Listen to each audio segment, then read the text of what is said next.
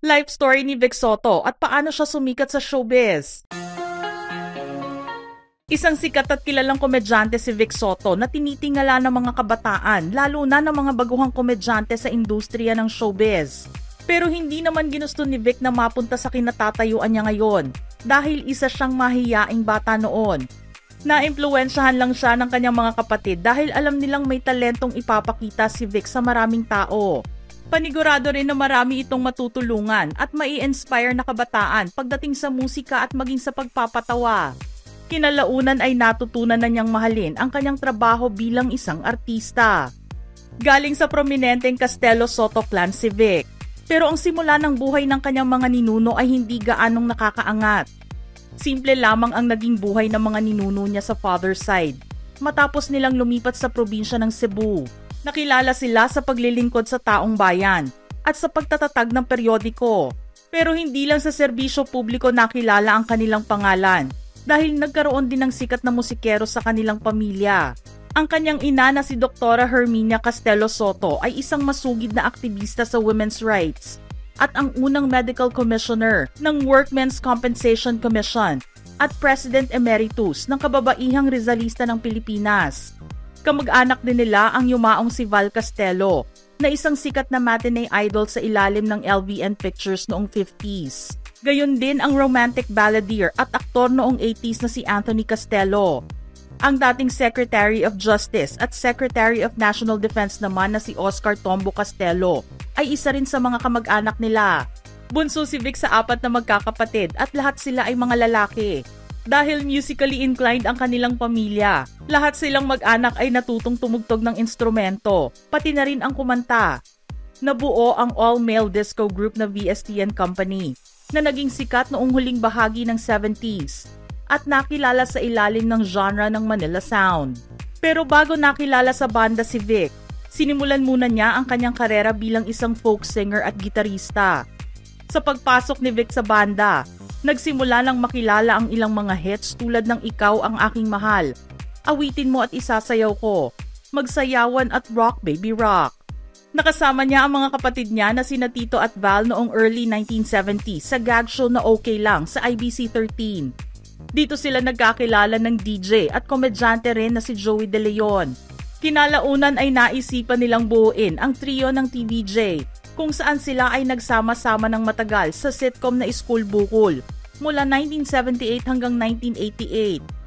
Ang sitcom na ito ang nagbigay sa kanila ng katanyagan sa buong bansa bilang mga komedyante. Nagsunod-sunod na rin ang iba pang mga alok sa kanila sa TV at pelikula. Taong 1976 nang maimbitahan ang magkakapatid na sina Tito, Vic at Val Soto ng dating Okay Lang co-star na si Joey De Leon na mag-host ng isang episode ng late afternoon variety show ng GMA Network na Discorama na hino-host noon ni Bobby Ledesma. Sina Tito at Vic lang ang tumanggap ng imbitasyon ni Joey. Nagsimula silang gumawa ng comedy newscast segments na sinamahan nila ng top 40 hit song parodies. One-off invitation lang dapat ang paglabas na ito dahil nakatakdang tanggalin ang Discorama. Pero matapos makakuha ng magandang feedback mula sa viewers at mataas na ratings, binigyan ng programa ng bagong list ng GMA Management. Naimbitahan naman muli ang tatlo na maging bahagi ng noontime show na Student Canteen nang maglabas sila ng 12 albums base sa kanilang Discorama Top Hits segment. Noong 1979, naging pioneer host si Vic ng noontime show na Eat Bulaga na ipinangtapat sa sikat na Student Canteen noon. Di nagtagal nagtagumpay ang Eat Bulaga sa pagtalo sa ratings ng Student Canteen at sila na lamang ang tanging noontime show na naiwan noong panahong iyon na naipalabas sa 4 na istasyon, ang RPN 9, ABS-CBN, GMA 7 at TV5. Sa tinagal ng panahon, nakagawa ng sariling pangalan si Vic at kinilala na rin siya sa tawag na bossing ng mga katrabaho. Nakapagtatag din siya ng sarili niyang film at TV production company, ang MZ Productions. Ilan sa mga proyektong naiproduce ng MZ ay ang sitcom na Okay Cafe Rico, Daddy Dido Do, Full House, Vampire ang Daddy Ko, Hi Bahay, Daddy's Girl at Open 24/7. Sa pelikula ginawa nila ang Enteng Kabisote film series. Kabilang din sa mga sumikat at kumita niyang pelikula ang Lastic Man noong 2003, Ang Darling Kong Aswang noong 2009, My Little Bossings noong 2013, Jack and Popoy The Police Credibles noong 2018, at Mission Unstoppable The Dawn Identity noong 2019. Pinakabago naman ang The Kingdom noong 2024. Maliban sa pagiging main host ng Eat Bulaga, nakasama rin siya sa listahan ng mga game show host at ginawa ang Philippine version ng Who Wants to Be a Millionaire at ang comedy game show ng GMA7 na Bossing and I kasama si Ai de las Alas. Pagdating sa pag-arte, ilang beses na ring napatunayan ni Vic ang kahusayan niya sa larangang ito. Nabigyan na kasi siya ng hindi mabilang na mga parangal ng iba't ibang award-giving body sa bansa. Kasama na riyan ang pagiging 5-time box office king niya mula sa Guillermo Mendoza's Entertainment Award.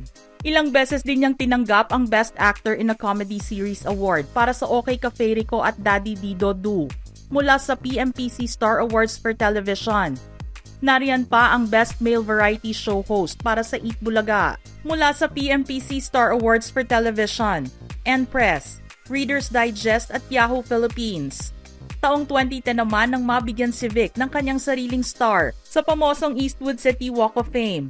Pero hindi lang ang showbiz career ni Vic ang makulay dahil naging mabulaklak din ang kanyang love life. Taong 1982 nang ikasal siya sa aktres na si Dina Buonavi at nagkaroon ng 2 anak, sina Danica Soto Pingris at Oyo Soto. Di nagtagal ay naghiwalay ang mag-asawa noong 1986 at tuluyang naanal ang kanilang kasal noong 1992. Sa pagsali naman ni Connie Reyes sa Eat Bulaga, di inaasahan na magkakaroon ito ng relasyon kay Vic.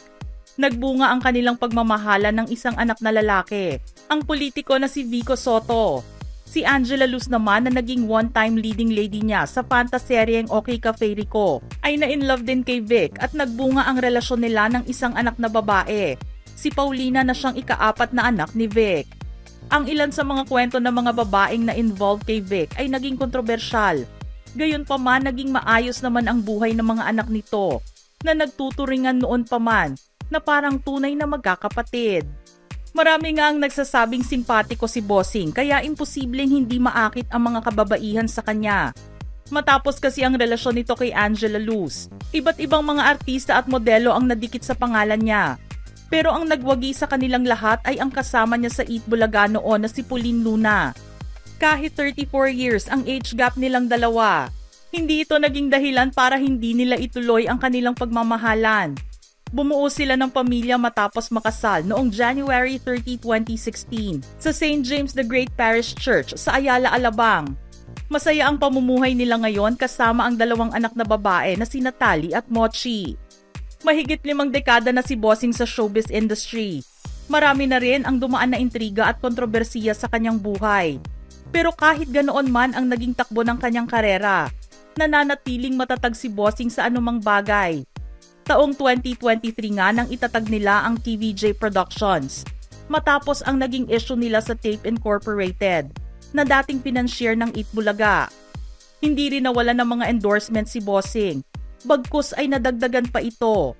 Kabilang dito ang isang brand ng pain reliever kasama ang anak na si Tali, gatas kasama ang panganay na lalaki na si Oyo, real estate firm, roasted chicken product, at isang licensed PH online gaming platform.